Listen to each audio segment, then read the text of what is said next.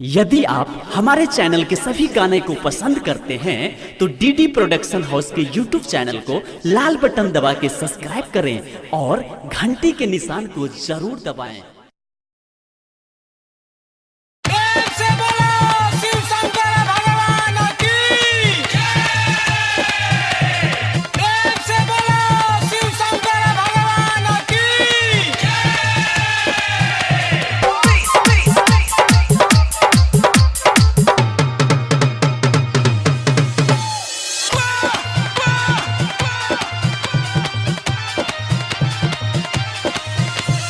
DJ Sumit Satish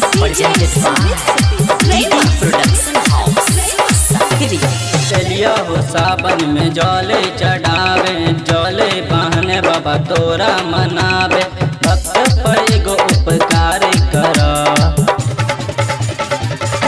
चलो बोला बाबा घुमैला बिहार चलो, चलो बोला बाबा घुमैला बिहार चलो।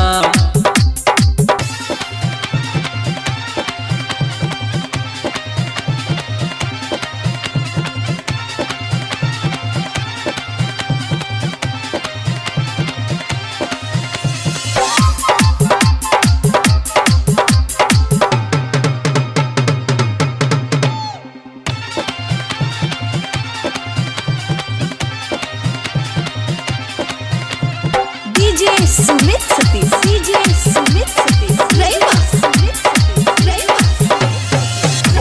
से तुम लोग चल भिया करिया सबटा काज हो, करिया सबटा काज। कोनो चीज के सनुआ हो बाबा रखता नहीं अभाव हो, रखता नहीं अभाव हो। नवटोल से तुम लोग चल भिया करिया सबटा काज हो, कोनो चीज के ललुआ हो बाबा रखता नहीं अभाव हो। छोरा ने जंगल पहाड़ छोरा,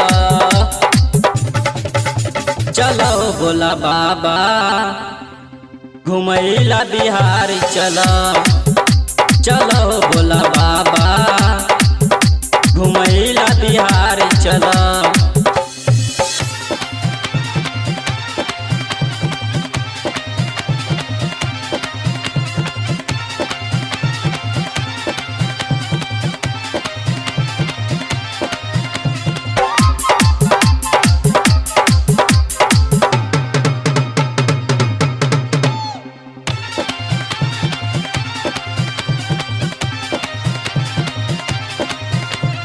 डीजे सुमित सतीश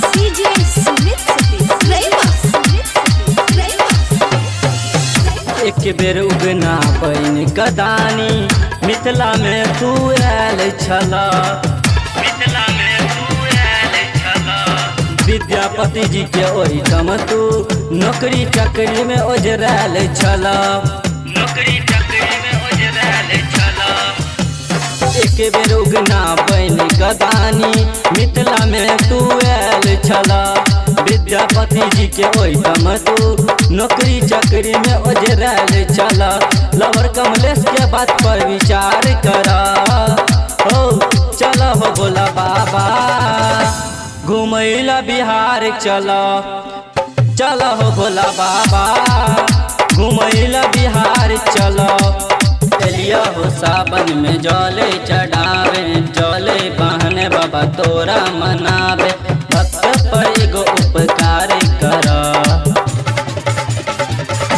चलो बोला बाबा घुमैला बिहार चलो।